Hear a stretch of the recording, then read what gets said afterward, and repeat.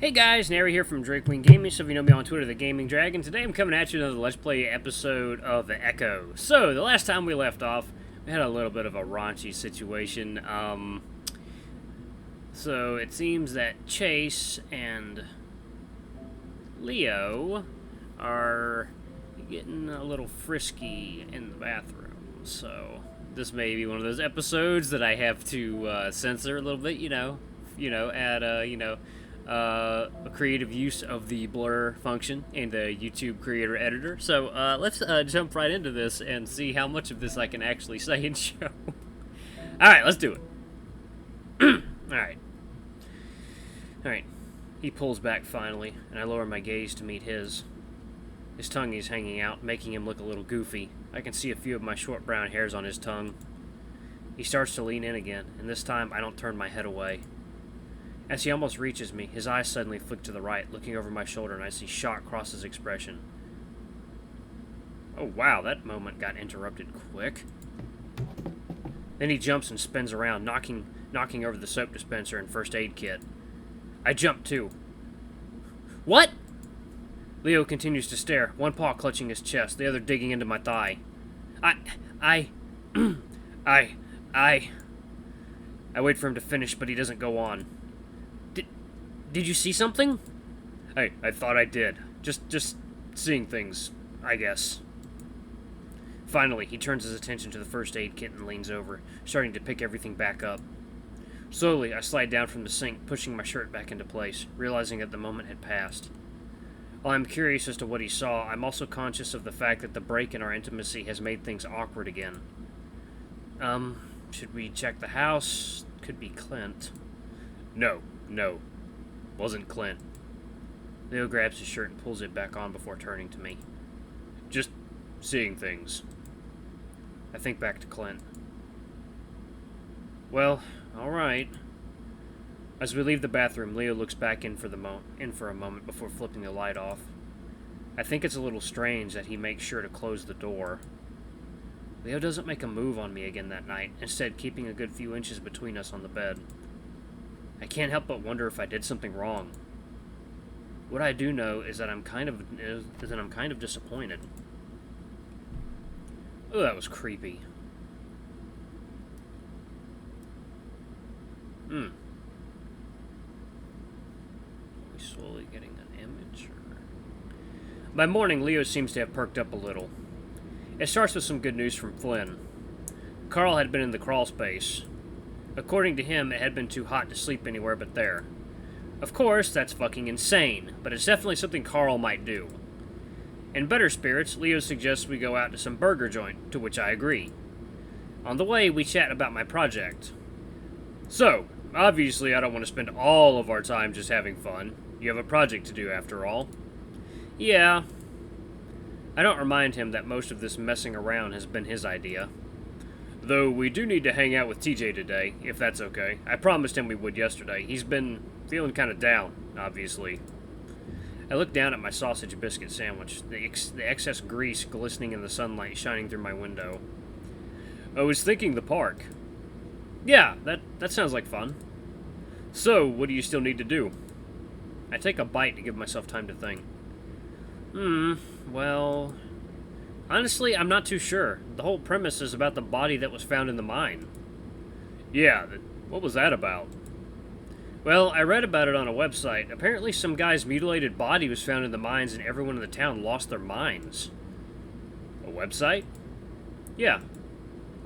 Shouldn't you have a better source than that? Well... Especially if the whole idea of your project is based off of that. I blush. Someone like Leo chastising me about journalistic integrity is kind of embarrassing. It's not that he's stupid. I guess I'm just used to feeling like the brains of our little dynamic. I mean, it's cited. I just need to get the book, which is something else we'll need to do. Do you have a library card? No. Wow. Surprising. But I could sign up for one. Leo nudges me. Don't be bitter. I just want you to do a good job. I'm the one that went to college. I know what I'm doing. Leo laughs. You know I read a study about college kids. A study? Sounds like something you wouldn't know about considering you didn't go to college. Right. Anyway, it was about how college doesn't make you smart, just more liberal.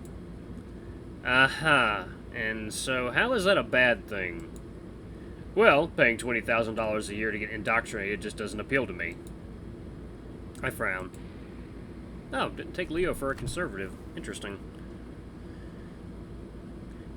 Is that why you stopped going? Or have you just been looking up these studies to make yourself feel better about quitting? Leo pauses. That's a strong word. I guess I just realized that what I had was good enough. My dad makes more than most college grads, and he's teaching me the trade, too. Leo pauses as he changes lanes around a massive 16-wheel carrying what looks like steel. Oh, that's pretty good. And I'm already certified. Okay, where exactly are you going with this? I just want to make sure you're okay with that, is all. Oh, well, I'm not Jenna. As long as you're doing what you want, I really don't care what it is you decide to do. Leo smiles. Well, good. And if we, I'm not saying we will, but if we ever got together again, I'll be able to support you. Well, just don't make fun of me for going to college, or what degree I decided to go into. You're a good enough writer already. You could have just started up a blog or something. What? I just read that that's what journalism is these days. I start sulking again. Maybe you should stop looking these things up. At least I'm learning to do something. It's not like I just got a degree in psychology and stopped there. Well, did you tell me you wanted to go into history? Isn't that worse? Let's just drop it. Leo looks at me out of the corner of his eye. Chula, I'm not making fun of you. Well, when someone starts sounding like my dad, I think that's a good time to end the conversation. Oh, you're not into that. Oh, you're not into that? Definitely not. We drive in silence for a while as Leo pulls out his food from the brown, grease-stained paper bag. As we're heading back, he nudges me.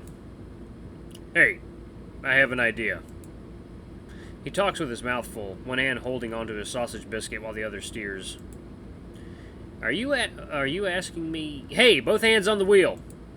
Leo chuckles as he swigs from his orange juice carton with his steering paw before returning it to the wheel. Even when I'm in the car, you drive like shit. Hey, I'm way more careful when you're with me. That makes me feel so much better. Good. He takes another huge bite. I wait while he chews, and when he finishes, he takes another bite. You were saying... Oh, yeah. You know those train tracks behind my yard. Didn't you say they were important somehow? Yeah, Echo used to be an important junction. Well, why don't we go there and you can film some stuff? The rail yard is only like a 5-minute walk anyway. I think. Actually, yeah, that's a good idea. Leo smiles, panting a little in the heat, looking proud of himself. Cool. We'll go over once we get back. There's not much left of the old train yard. The building that used to service the junction is basically gone save for the foundation. There are 2 groups of abandoned freight cars with Golden Gate Southwestern and chipped paint on the sides. I'm happy to see it since it'll help with the scenery I'm trying to capture.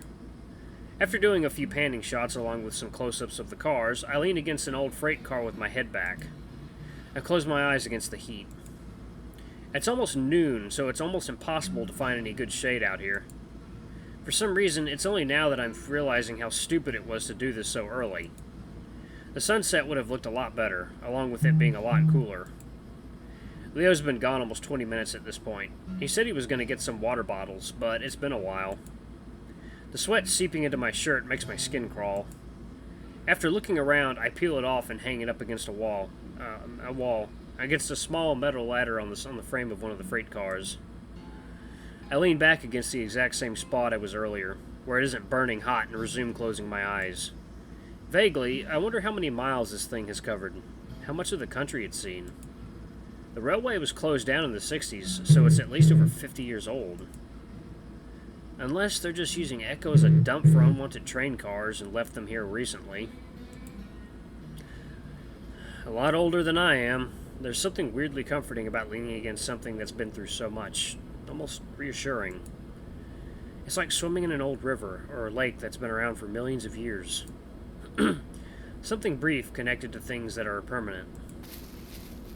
I hear rustling through the grass on the other side of the car, but I keep my eyes closed. Leo, I think I'm gonna die. I'm not built for this heat. I wait, but he doesn't say anything. Leo? The rustling starts up again, a long, slow drag through the dried vegetation. This time it sounds like it's coming from under the train. Leo? I finally open my eyes and step away from the car, turning around to look at it like I can see through it. What are you doing? Obviously trying to scare me, Leo was never as subtle as Jenna, but he did his fair share of at least trying. I lean over to look under the car, glaring. You know, if you're trying... I am met with emptiness under the car. Just dirt, dead grass, and rusted rails. Was it some kind of animal? It sounded pretty big to be... Jace! Fuck! A heavy paw slams on my shoulder and I jump as Leo shouts right next to my head. I stumble forward, but he grabs me up, laughing. Ha ha ha ha! Holy shit, I've never seen you jump that hard before. Normally, I'd be pissed, but that build-up just had me glad it was Leo. How the hell did you do that? Do what? That whole setup you did. Well, you see, first I take my hand and slap it on your shoulder. No, the whole walking around behind me and making that dragging sound under the car. Uh-oh. Huh? Leo looks confused. I frown. I guess it would have been kind of impossible for someone Leo's size to sneak around like that without me seeing him. Did you hear something? Leo mimics my earlier position and bends over to look under the train. Yeah, but there wasn't anything there. I thought you were trying to scare me. Well, I was, but I didn't do that. Probably some animal or something. There's a lot of weird wildlife out here, you know. He stands up. That would have been a good idea, though. And that's where I'm going to pause it. Save that right there. Alright, thank you guys so much for watching. Don't forget to like, comment, subscribe, and ring that notification bell until the next video. I love you all. I'll see you next time. Bye-bye!